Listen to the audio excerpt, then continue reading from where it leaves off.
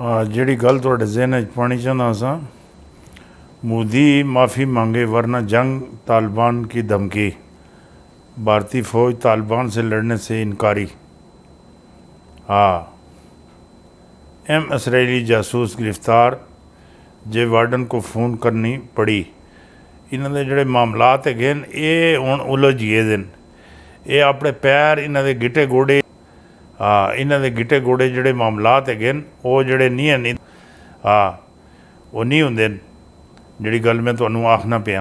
हाँ, अफ़गानिस्तान के मामले पर पाकिस्तान ने बहुत सी गलतियाँ कर दी है। अफ़गानिस्तान के मामले पर पाकिस्तान ने बहुत सी गलतियाँ कर दी हैं।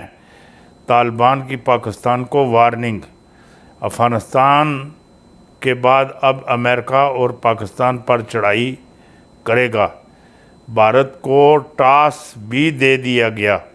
पेंटागन ने 2,70,000 फौजी खिते में लैंड कर दिए हैं।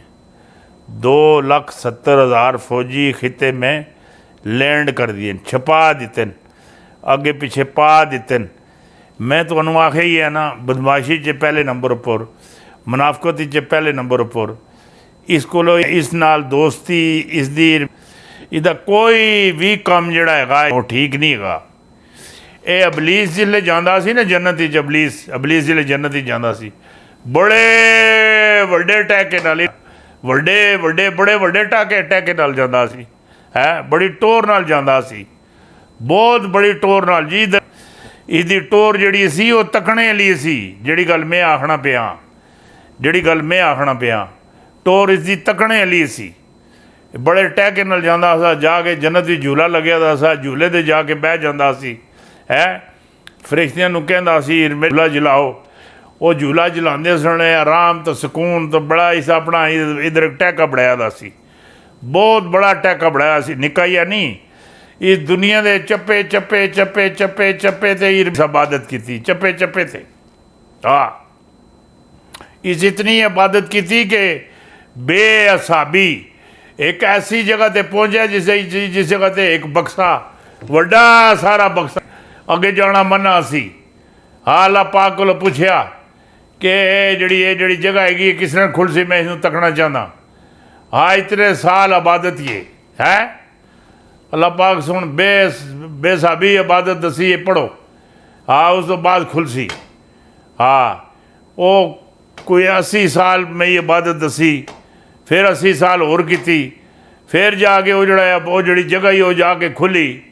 अगे लिखा सी ला इलाहा इल्लल्लाह मुहम्मद रसूलुल्लाह। हाँ, फिर अल्लाह पाक को पूछता है कौन है। अल्लाह पाक सुन दसिया है कि मेरा ये महबूब है। अग लग गई। ये इंसान ने बनने विच ही मुखालफ सी। हाँ, कि और मखलूक ना बढ़ावे। मैं आ जड़े फरिश्ते गए ने यही बड़े नहीं सस्ते। असी इसकी हर टोटार, हर मामला, हर चीज़ इसकी, हर देखभाल, हर ख्याल, हर खिदमत खातर सारे असी करने। इबादत रियाजत इधर चढ़ बढ़ के करने। चप्पा दुनिया का जोड़ा चप्पा है उस जगह ते इस इबादत की, सजदा किता, मामलात किते, है अल्लाह नू राजी किता। अल्लाह का बड़ा ये अल्लाह के बहुत करीब असी, बहुत करीब, इतने करीब कि तुसी सोच ही कोई नहीं सकते हो। अल्लाह ताला हर किस्म का जोड़ा कोई मामलात होंदे सन। हाँ, इस नाल मामलात डील भी होंदे सन, करते भी सन और होंदे भी सन। जिहड़ी चीज़ मैनू नज़र आई है, हाँ वो जिसले जन्नत जिले झूला झूलदे हैं फरिश्तियां नू आखना चलो उठो, चलो आओ अल्लाह की बातें करते हैं, आओ अल्लाह के मामला जो है मैं आपको बताता हूँ। ये बड़ा वड्डा मालम सी। अल्लाह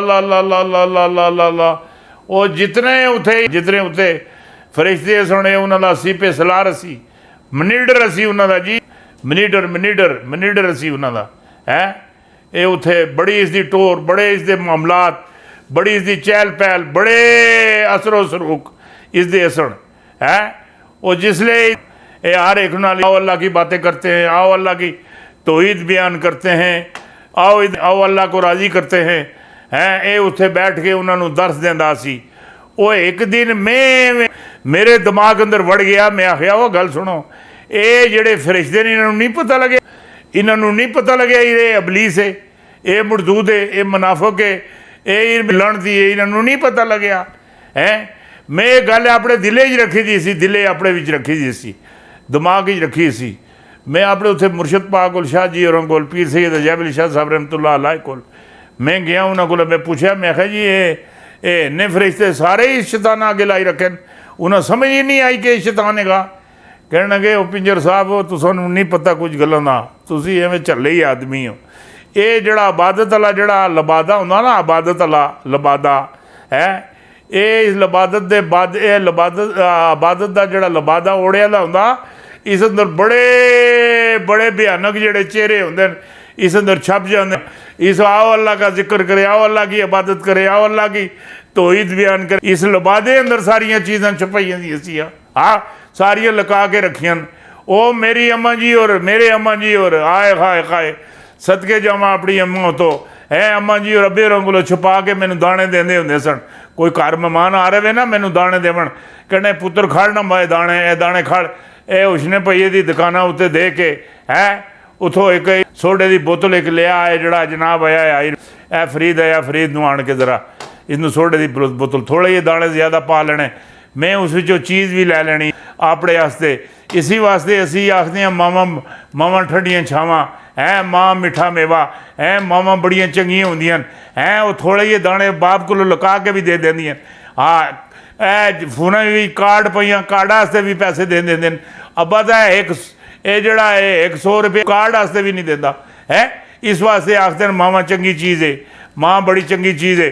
वो जिले मैं सोडे की बोतल लैके आवा है दंदा तले इंज करके बोतल का ढकना इंज इंज रख के इंज इंज है ट्रम करा तो इंज बोतल खुले, अद्धी डुले तो अद्धी के हुए, नाल ही उसी निमक पावा, अद्धी जनाब उस जड़ा मेहमान आया हुए उस उपर डुले, अद्धी बाहर डुले है।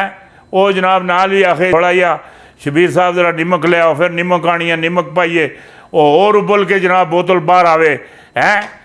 वो मैं पूछया, मैं वो मेरे को पूछना, मैं उसको पूछना ए निमक क्यों पाया, कहने लगे जी बोतल का अंदर कढ़ने वास्ते। वो बोतल का अंदर बाहर कढ़ना हुए, बोतल ही निमक पाओ, शैतान की टिपरी टाइट करनी हुए, दरूद शरीफ फिर जाके काबू आंदा, काबू काबू आंदा।